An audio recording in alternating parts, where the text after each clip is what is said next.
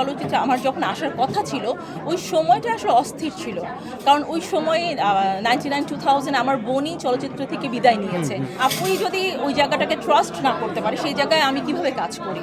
আসলে আমি যখন মিডিয়াতে আসি সেটা 99-2000 ওই সময়টা আসলে একেবারে একটা অস্থির যুগ, মানে চলচ্চিত্র একটা অস্থির যুগ চলছিল, কাটপিসের যুগ যেটা। তো ওই সময় যে পরিমাণে চলচ্চিত্রের প্রস্তাব আমার কাছে এসেছিল বা গল্প আসতো, সুন্দর গল্প, পরিচালকরাও ভালো ছিল, কিন্তু ওভাবে কাউকে ট্রাস্ট করতে পারছিলাম না।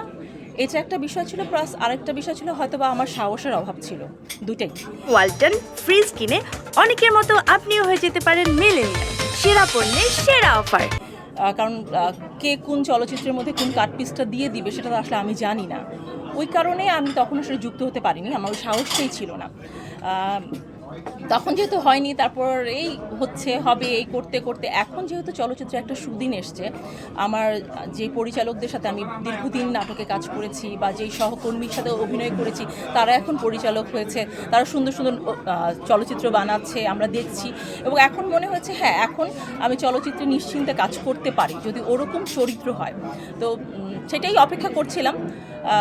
একটা ভালো চরিত্র এসেছে, মনে হয়েছে এটাতে কাজ করতে পারি, এবং সোহেল ভাই এবং খোকন ভাই আমাকে ওই ট্রাস্টটা করেছে, যার কারণেই এখন যুক্ত হয়েছি।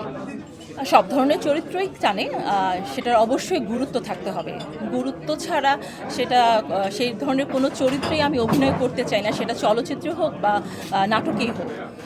সেই কারণেই মানে কিন্তু চলচ্চিত্রে আসতে দেরি হলো।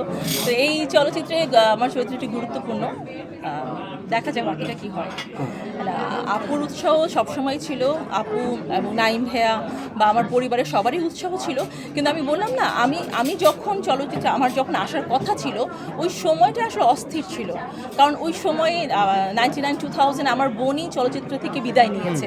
তো ওই সময়টা আপু ওভাবে চাইতো না যে আমি কাজ করি, বা কখনো মুখ দিয়ে কিন্তু বলেনি যে তুমি অভিনয় করো না, এটা কিন্তু কখনো বলেনি, কিন্তু আপু নিজেই যখন চলচ্চিত্র ছেড়ে দিচ্ছে তখন আমি আসলে কিভাবে যাই, মানে তখন আমার মনে হচ্ছে আপুই যদি ওই জায়গাটাকে ট্রাস্ট না করতে পারে সেই জায়গায় আমি কিভাবে কাজ করি, সেই কারণে আমার কাজ করা হয়। আপাতত এইটুকু যে বলতে পারি, সংবাদে আমার চরিত্রের নাম জুলেখা, আর বাকিটা আস্তে আস্তে আপনাদেরকে জানাবো। ভালো লাগছে সংবাদের সাথে যুক্ত হতে পেরে।